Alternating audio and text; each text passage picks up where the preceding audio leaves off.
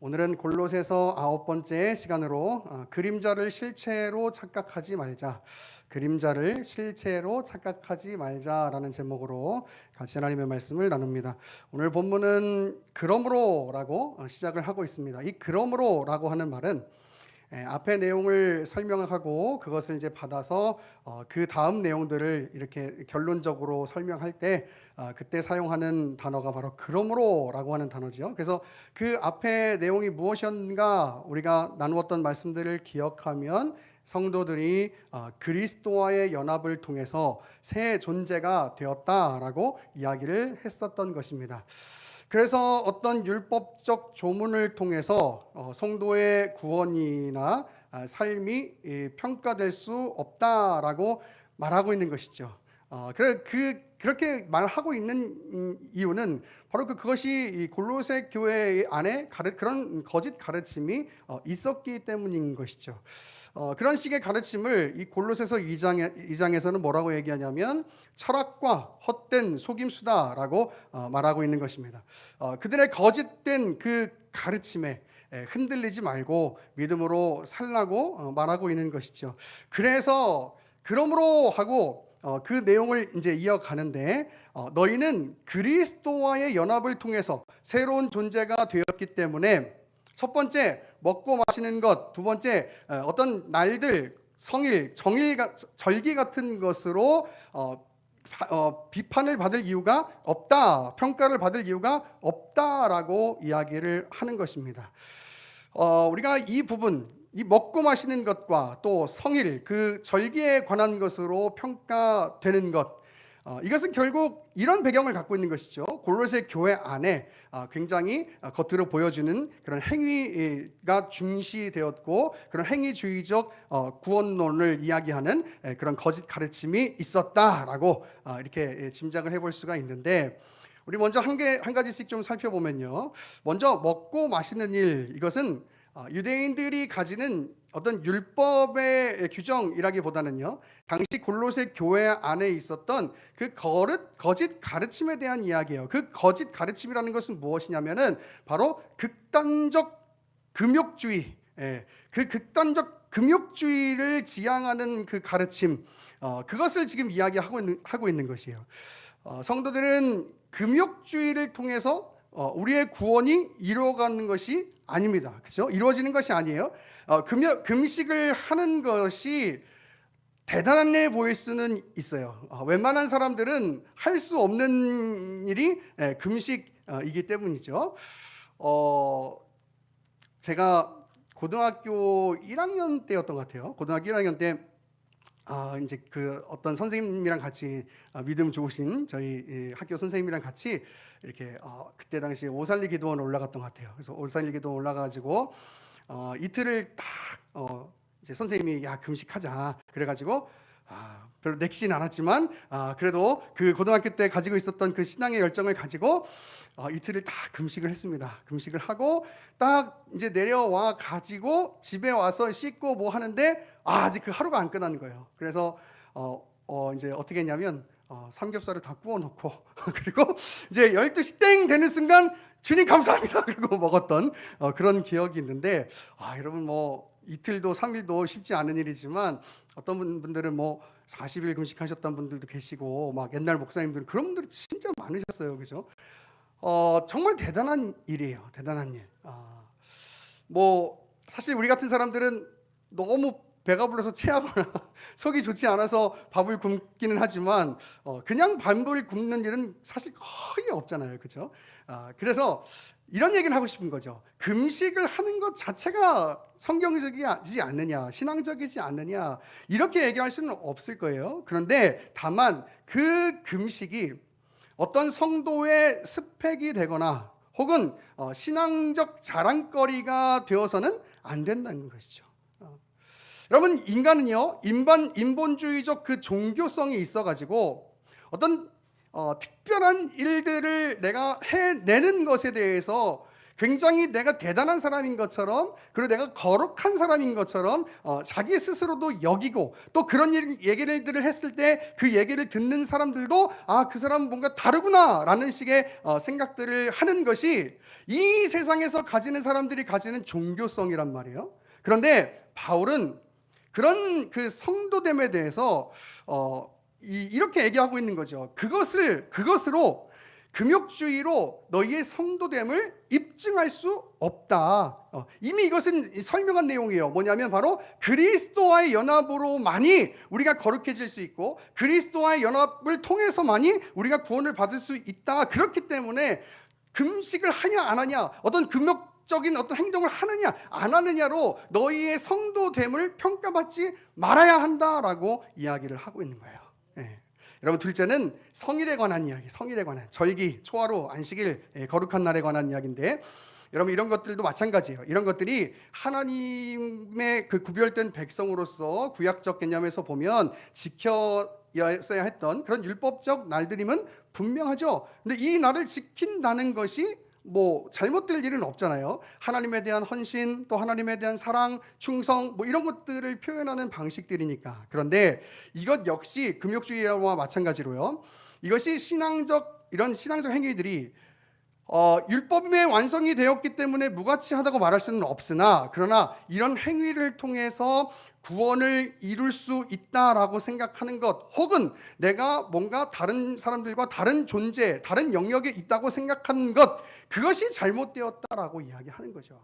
여러분, 신앙은요, 우리가 각자 가지고 있는 하나님께서 주시는 마음대로 살아가는 것인데, 그 하나님의 주신 마음보다 더 중요한 걸 어떤 내가 정해놓은 어떤 행위, 어떤 규범, 이런 것으로 우리의 신앙이 기준이 삼아지고 우리의 신앙이 판단되어진다면 굉장히 잘못 가고 있는 걸음을 걷고 있다라고 지금 사도 바울이 이야기를 하고 있는 거예요.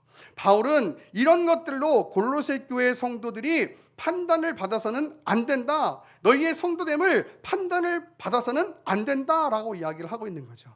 우리 성경 한번 찾아볼까요? 이런 부분에 대해서 성경은 아주 명확한 기준을 제시하고 있는데, 로마서 14장 5절 6절입니다. 로마서 14장 5절 6절.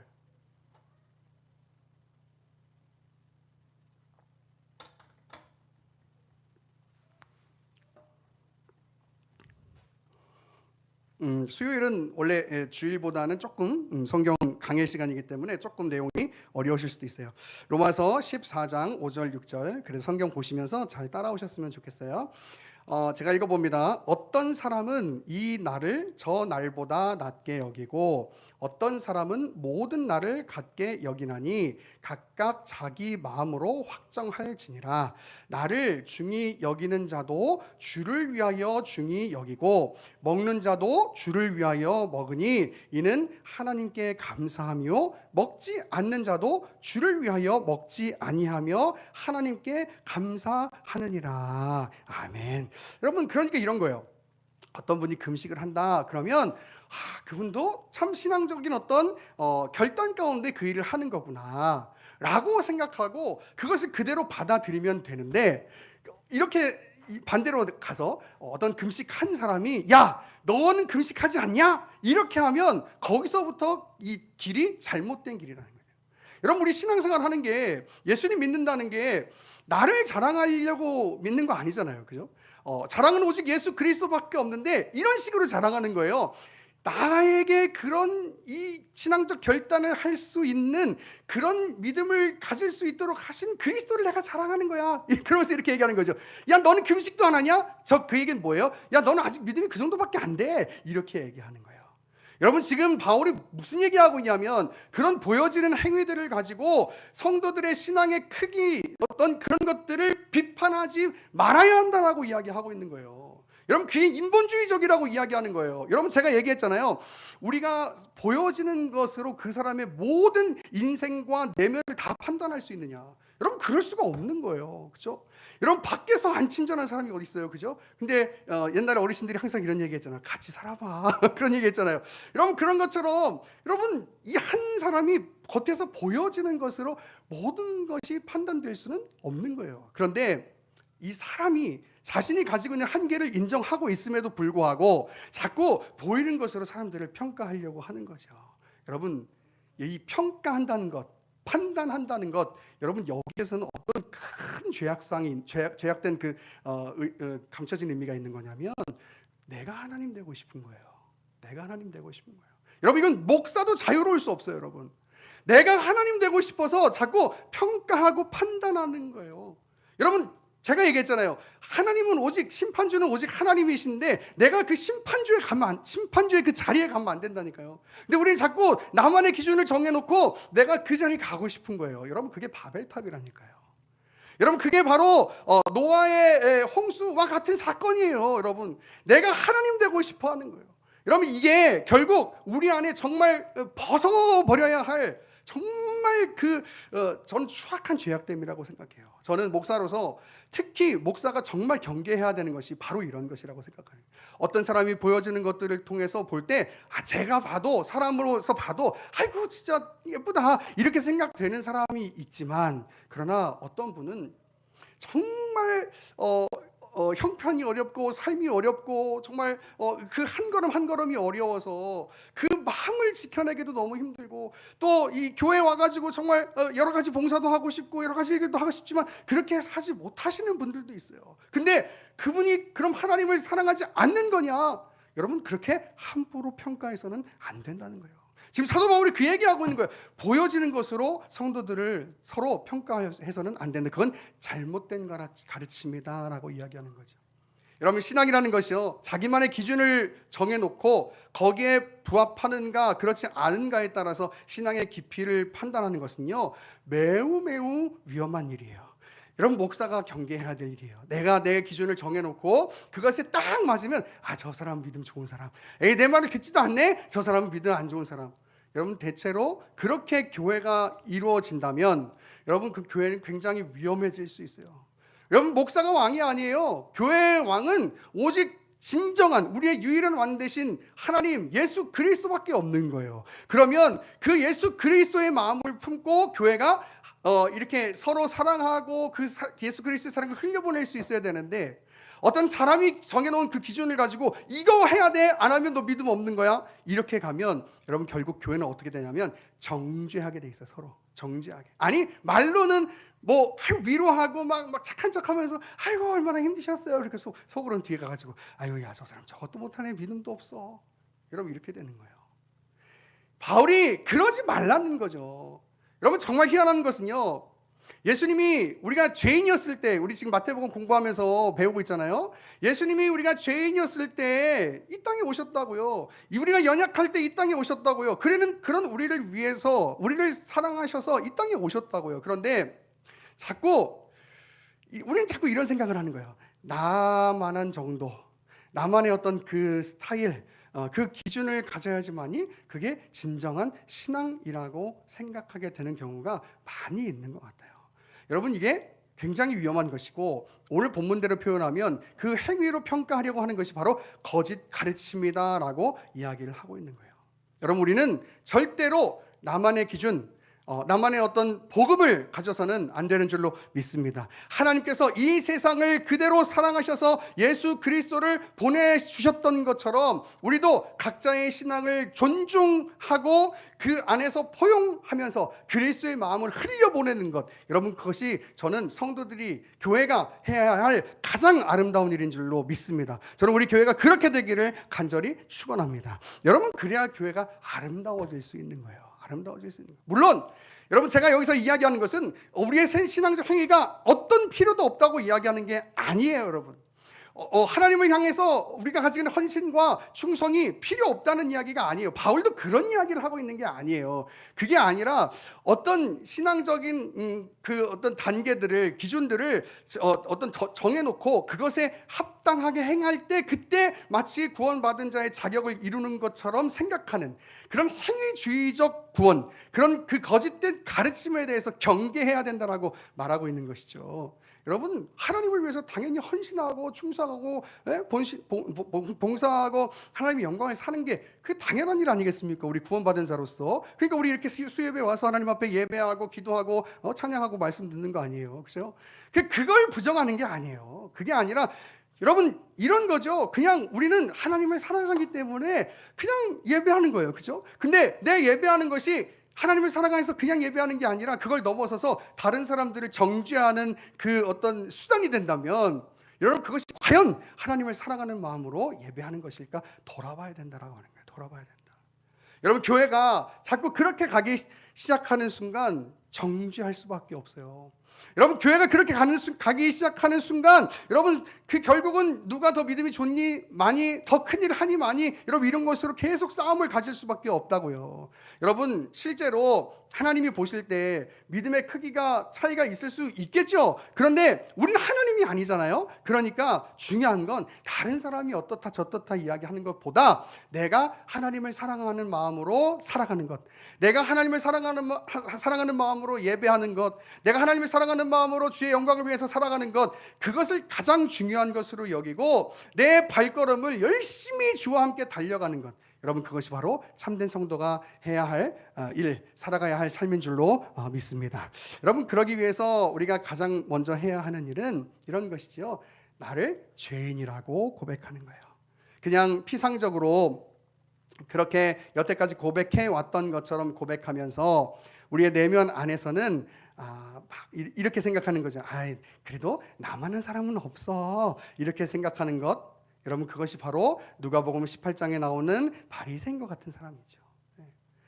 여러분 죄인이라면 그냥 죄인인 거예요. 그런데 우리 안에 자꾸 내 의로움이 자꾸 막 스멀스멀 올라오는 거예요. 그래서 나 정도면 그래도 좀 괜찮지 뭐. 이렇게 수요 예배도 나왔잖아. 신앙생활 해가지고 이렇게 목사도 됐잖아. 나 정도면 괜찮지 뭐. 여러분 그게 누가복음 18장에 나오는 바리새인의 이야기예요. 우리 한번 찾아볼까요? 누가복음 18장 9절부터 봅니다. 누가복음 18장 9절입니다.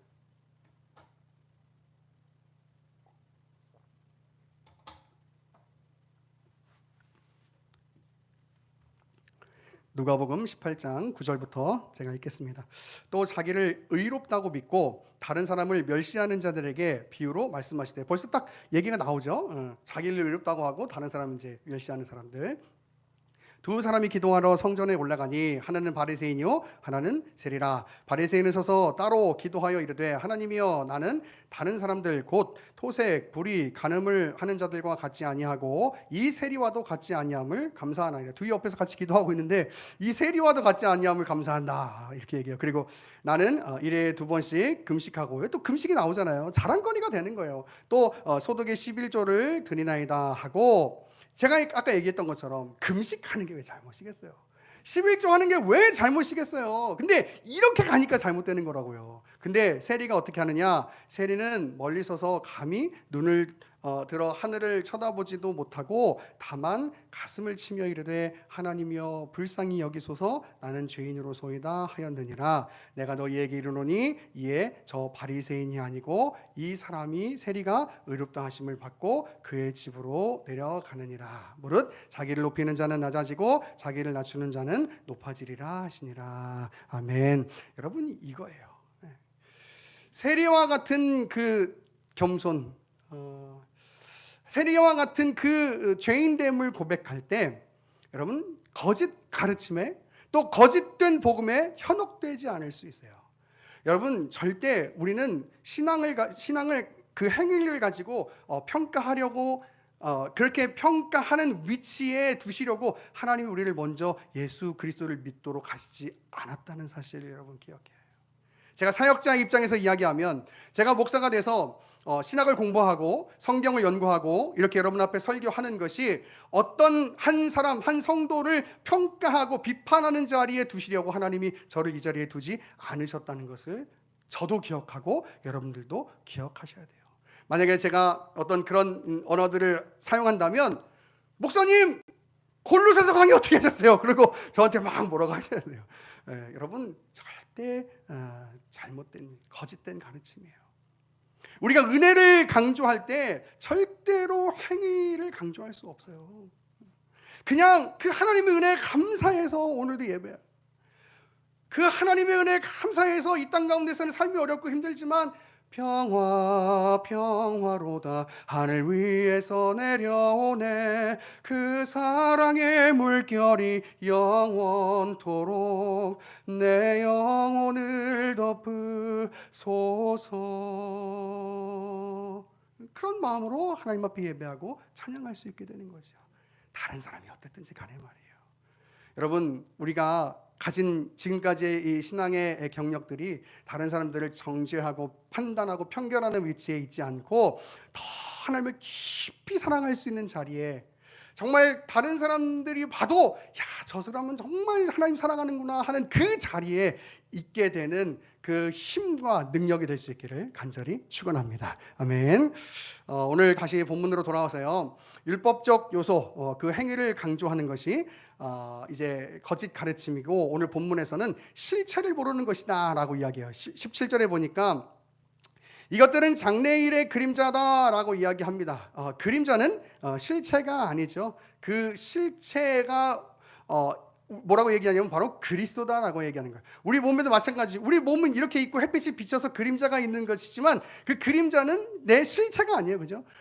내 몸이 실체인 거죠. 마찬가지로 이 어떤 율법적인 것들, 행위적인 것들, 그것이 실체가 아니고 정말 실체는 그리스도야. 원문대로 번역하면 그렇게 되는 거거든요. 그리스도가 실체야, 이렇게 얘기하고 있는 거예요. 여러분, 성경은 분명히 이렇게 얘기해요. 율법은 죄를 깨닫게 한다라고 이야기합니다. 또 하나님께 가까이 갈 수 있도록 만들 수 있을지는 몰라요. 그러나 그 율법 자체가 우리에게 구원을 줄 수는 없다라고 이야기해요. 왜냐하면 그 율법적 모든 요소를 지키면서 살아야 하는데 인간은 그럴 수가 없거든요. 그래서 제가 이렇게 이야기했잖아요. 신약에서 율법을 이야기할 때 그 많은 율법들을 해서 복수형으로 쓰지 않고 단수형으로 쓰고 있다고요. 그건 무슨 얘기냐면 10개 중에 9개 지키고 하나 못 지켜도 여러분 그것은 못 지킨 거예요. 왜? 그걸 다 완벽하게 지켜내야지만이 구원에 이를 수 있거든요.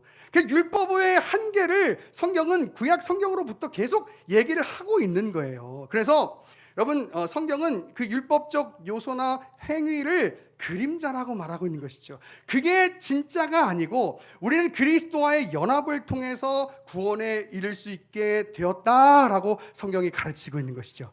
절대로 우리의 행위로 구원에 이를 수 있지 않다, 구원에 이르지 못한다 라고, 구원을 이룰 수 없다라고 이야기하는 거예요. 그래서 실체는 그리스도에게 있는 것이죠. 그리스도.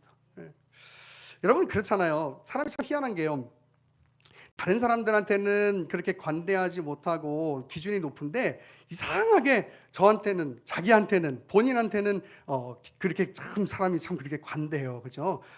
예를 들면 이런 거예요. 하임이가 오늘 너무 피곤해가지고 아빠 오늘은 나 양치 안 하고 잘래, 이렇게 얘기하는 거예요. 그러면 야, 안 돼, 너 있어가. 그래놓고 하임이 잔 다음에 과자 먹고 그냥 자는 거예요. 여러분, 그러면 다른 사람한테는 그렇게 기준이 높은데 저한테는 나는 피곤하니까 그럴 수도 있지 뭐. 여러분, 그런 거 있잖아요. 애들한테 예배 시간에 떠들면 안 돼. 그래놓고 자기는 다른 예배 시간에 떠드는 거예요. 여러분, 그게 인간이에요. 여러분, 그게 죄인이라고요. 여러분, 그게 율법적 요소라고요. 그것으로 우리의 구원이 이루어질 수 없어요. 그래서 예수님을 하나님께서 이 땅 가운데 보내주신 것이죠. 그래서 우리는 그리스도를 붙잡아야 하는 거예요. 그리스도를 붙잡아야 한다. 그런데 자꾸 행위를 붙잡으려고 하는 그런 마음들이 우리 안에 생기죠. 그것이 바로 그림자를 붙잡으려고 하는 거예요. 그림자. 여러분, 이것만큼 어리석은 일이 어디 있겠어요, 그렇죠? 혹은 또 다른 인간이 생각하는 어떤 영적인 요소들을 만들어 놓고 그것을 하나님으로 여기고 이렇게 살려고 하는 모습들도 종종 있게 되는 거예요. 그것이 행위로부터 비롯되는 거죠.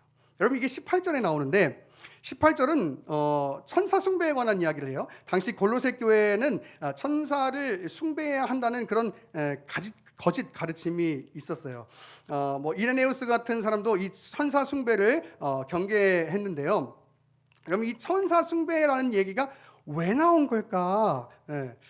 여러분, 이 논리를 보면요, 우리가 정말 진짜 깨달아야 될 게 많구나라는 것을 여러분 깨닫게 되는데, 오늘 본문을 보면 18절에 이렇게 돼 있어요. 아무도 꾸며낸 겸손과 천사 숭배를 이유로 이렇게 얘기한단 말이에요. 여기 천사 숭배 앞에 뭐가 있냐면 꾸며낸 겸손이라는 말이 있어요. 이게 무슨 말이냐면 이런 뜻이에요. 한마디로 말하면 이제 신앙을 이해하는 사람 중에 이렇게 생각할 수 있어요. 나는 죄인인데 내가 어떻게 감히 하나님을 찬양한다고 얘기할 수 있을까? 내가 이 죄인인 내가 어떻게 거룩하신 하나님의 이름을 부를 수 있을까? 이 죄인인 내가 어떻게 하나님을 아버지라고 부를 수 있을까? 나는 곧바로 하나님을 섬기기는 내가 너무 하나님 앞에 죄송스럽고 그냥 부끄럽고 그래가지고 먼저 천사를 좀 이렇게 섬겨야겠다라고 생각하는, 그걸 겸손이라고 생각하는 거예요. 그래서 오늘 본문은 뭐라고 얘기하고 있냐면 꾸며낸 겸손이다, 이렇게. 꾸며낸 겸손. 왜 그러냐면 성경이 가르치는 그 구원에 관한 가르침은 이런 것이죠.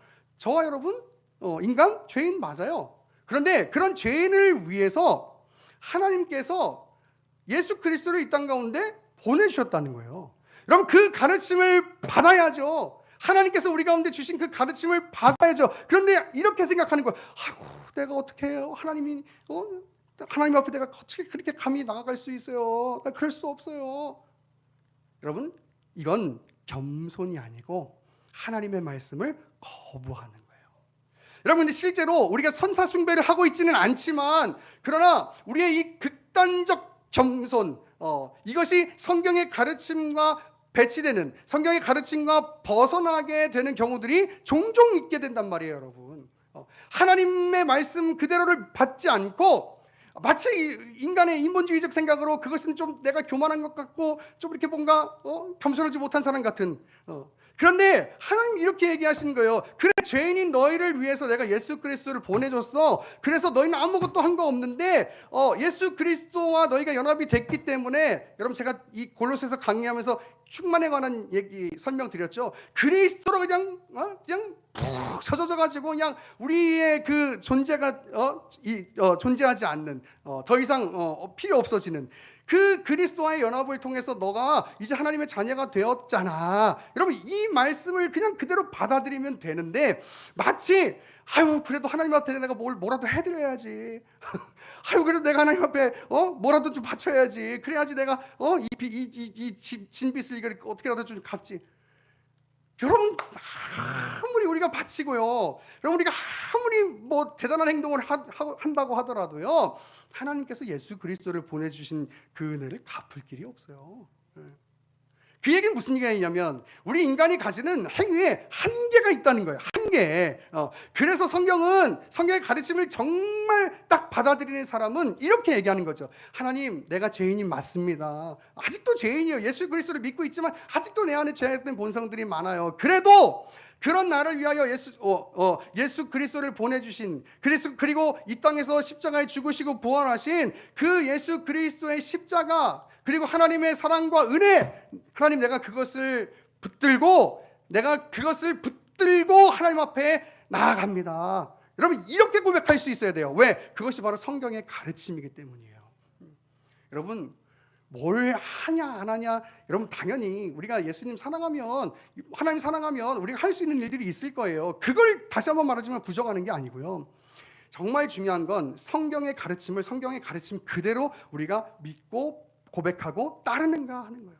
지금 왜 사도 바울이 행위로 평가받고 행위로 비판받는 것들을 경계해야 된다, 그것은 거짓 가르침이다라고 이야기하는 거냐면, 결국 이것을 이야기하는 순간, 이 행위를 이야기하는 순간 예수 그리스도의 십자가가 필요 없어지는 거예요. 하나님의 은혜가 필요 없어지는 거예요. 왜? 내 힘으로 다 할 수 있는 거예요. 거짓 가르침이라는 거예요. 하나님을 사랑하니까 그렇게 해야지. 물론 그렇게 할 수 있어요. 그러나 모든 사람들이 다 획일적으로 그렇게 해야 되느냐? 하나님이 원하시는 것은 그것이 아니에요. 그렇다면 아마 저는 이렇게 말해야지 논리가 맞는 것 같아요. 하나님께서 모든 사람들을 다 같은 정도의 환경과 같은 정도의 지성과 같은 정도의 수준을 만들어 놓고, 그리고 이 땅에 오셔야 되는 예수 그리스도가, 여러분 그렇게 오시지 않았죠? 저와 여러분도 다 다르죠? 거기에는 하나님의 정말 말로 표현할 수 없는 그 무한하신 은혜가 있는 거예요. 무한하신 은혜. 그래서 오늘 본문 19절에 이렇게 얘기해요. 머리를 붙들지 아니하는 자들이다라고 얘기하는 거예요. 머리를 붙들지 아니하는 자들. 그 헛된 그 과장, 그 헛된 겸손, 그 꾸며낸 겸손에 빠져 있는 사람들은 그리스도를 붙들지 않는 자들이다 이렇게 얘기하는 거예요. 온 몸이 머리로 말미암아 마디와 힘줄로 공급함을 받고 연합하여 하나님께 자라게 하심으로 자라느니라 이렇게. 우리가 그리스도와 연합해서 하나님의 자녀로 성도로 살아갈 수 있다는 걸 붙들어야 되는데 자꾸 인본주의적 사고를 붙드는. 여러분 제 마음에는 이런 마음이 있어요. 이렇게 설교하러 올라올 때 또 설교를 준비할 때마다 하나님 어떻게 나 같은 사람이 이렇게 목회를 할 수 있을까 그런 생각이 늘 있거든요. 또 제 모습을 그냥 제가 스스로 바라봤을 때 그냥 하나님 앞에 정말 부끄러운 모습들이 있는 게 사실이에요. 뭐 그냥 겸손한 척 하는 게 아니고 진짜로 인간이니까 누구라도 그렇게 고백해야 마땅한 거잖아요. 그죠? 근데 그럼에도 불구하고 제가 지금 이 사역을 열심히 감당하려고 하는 그 이유가 있어요. 그것은 무엇이냐면은 내가 갖춘 어떤 그 무슨 뭐 지성적인 어떤 배경 또 실력 또 살아온 어떤 배경 그것들보다 하나님께서 저를 이 자리에 세우셨다라고 하는 그 하나님의 주권을 제가 인정하고 믿고 신뢰하고 있기 때문이에요. 만약에 하나님께서 이제 황영기 목사 거기까지 했으면 됐어라는 어떤 그런 강력한 어떤 아주 명확한 사인이 있으시다면 아마 저는 목회를 거기서 더 하지는 않을 것 같아요.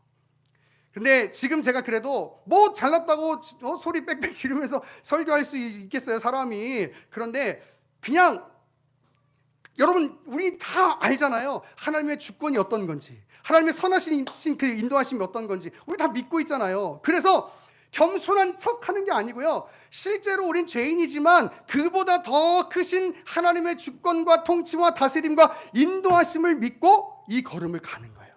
여러분 그렇게 여러분의 삶의 걸음걸음을 가시는 거예요. 여러분 그게 바로 머리를 붙드는 자의 삶인 거예요. 여러분 행위가 중요한 게 아니고 내가 사람들이 봤을 때 겸손해 보이는 그런 과장되어 있는 꾸며낸 그런 겸손이 중요한 게 아니고요. 나 되도록 이끌어 가시는 그 예수 그리스도, 그 하나님의 선하신 인도하심과 그 주권, 여러분 그것이 더 중요한 거예요. 여러분 그것을 인정하는 사람들이 바로 머리를 붙드는 자들이라고요. 여러분 인본주의적 어떤 고상한 어떤 윤리의식 혹은 인본주의적 어떤 고상한 어떤 철학적 그 소양, 여러분 이런 것들을 붙들려고 하지 마시고 오직 그리스도를 붙들기를 힘쓰는 그리스도와 늘 연합된 자로의 그 정체성을 가지고 믿음의 사람으로 살아가기를 힘쓰는 그런 우리 모든 수요 예배자들 다 될 수 있기를 간절히 축원합니다. 여러분 다른 것들은 그림자 잡는 거예요. 그림자 잡지 말고 예수 그리스도 실체이신 그 예수 그리스도를 붙들므로 그 하나님의 주권 가운데 하나님께서 주시는 기쁨과 감격과 은혜와 간증이 넘치는 여러분의 삶이 되기를 간절히 축원합니다. 아멘.